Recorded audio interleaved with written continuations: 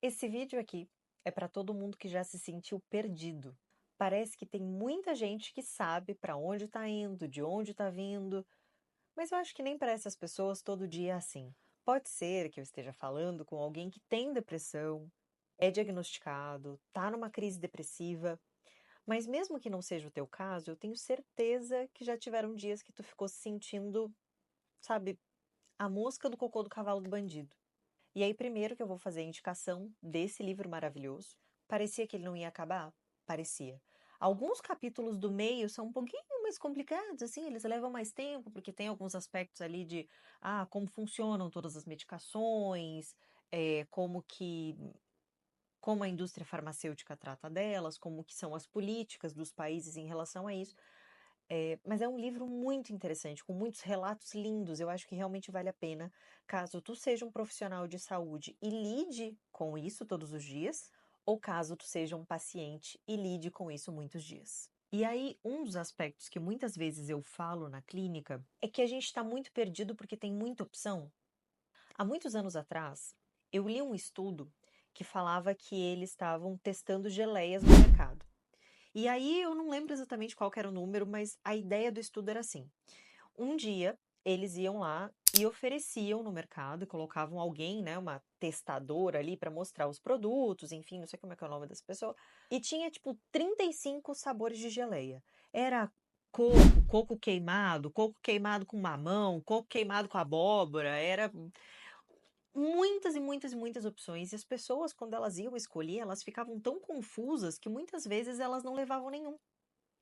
Aí na próxima semana, eles levaram 6 sabores de geleia e colocaram a moça lá para oferecer, para mostrar os produtos também. As vendas foram muito maiores. Por quê? Porque a pessoa não ficava angustiada com o peso da escolha. Só tinha 6 sabores, geleias completamente diferentes. E isso facilitava na hora de escolher e de levar para casa.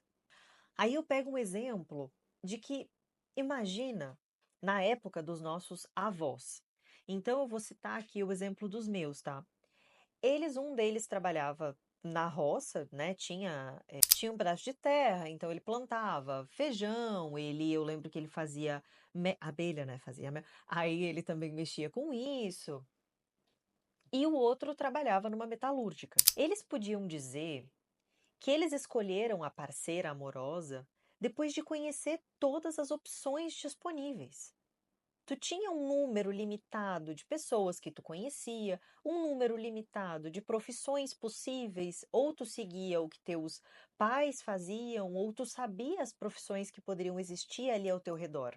Tu conhecia o padeiro, tu conhecia o açougueiro, tu conhecia as empresas ao redor, o que mais ou menos elas faziam. E hoje, a gente pode dizer a mesma coisa?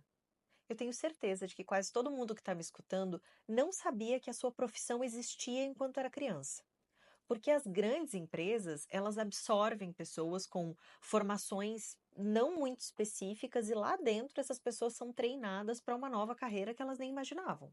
Então, se tu fez contabilidade, se tu fez comércio exterior, se tu fez administração, muito provavelmente tu tá trabalhando com uma coisa que nem sabia que existia. Teu parceiro amoroso ou parceira amorosa. De repente, tu tenha conhecido essa pessoa num aplicativo com milhões de possibilidades. Eu conheci meu marido no Inner Circle. É um aplicativo, tá? E é assim, a gente tá num mundo em que tudo é uma opção. E isso é meio angustiante, sabe? Existem ganhos e perdas nesse nosso novo modo de vida. Ao mesmo tempo que a gente pode voar o mundo inteiro e descobrir todas as possibilidades para serem feitas, e isso é muito animador quando a gente tem energia, quando a gente está com uma energia baixa, isso é opressor. Antigamente, a gente tinha uma ideia do que acreditar. A gente muitas vezes seguia a religião dos nossos pais, dos nossos avós. A gente tinha algo que nos abarcava, sabe? Tinha algo que nos continha. Então, aquilo que eu quisesse ser já estava amparado pela minha família e pela minha sociedade ao redor. Eu acho aprisionante pensar que as minhas opções elas são tão pequenas. Mas ao mesmo tempo, eu sei que quando a gente não tá legal, tudo isso também é meio assustador. Eu vou ler só um pedacinho do livro, tá?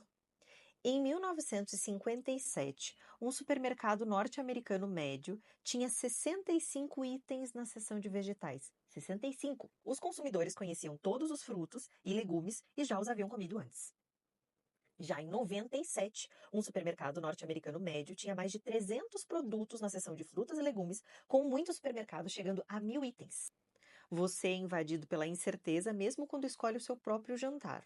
Esse nível de aumento de escolhas não é conveniente, é estonteante. Quando escolhas semelhantes se apresentam em cada área da sua vida, onde você vive, o que faz, o que compra, com quem casa, o resultado é um desconforto coletivo que, na minha opinião, é muito esclarecedor quanto às taxas crescentes de depressão no mundo industrializado. E eu acho que é por isso que pessoas que te falam, olha, viva assim que tu vai ser feliz, por isso que essas pessoas são tão endeusadas, porque tem muita gente que está realmente sedento por um caminho. E não tem nada de ruim em se inspirar em pessoas que parece que encontraram o seu próprio caminho. Porque eu honestamente acredito nisso, porque eu sinto isso, que tu encontra um caminho que é teu e tu te apropria dele e ele faz muito sentido. Então tudo bem se inspirar em pessoas que tenham isso na sua própria vida. Só que tu não pode esquecer que o teu caminho ele é só teu. E se isso for angustiante pra ti, a terapia é um ótimo caminho, sabe?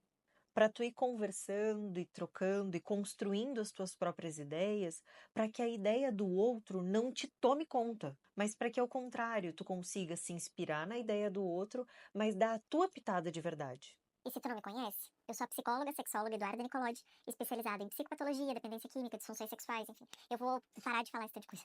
Mas, se tu acha que esse vídeo faz algum sentido pra ti, curte, comenta, compartilha, se inscreve, manda pra alguém que tu conheça, que de repente isso também faça sentido.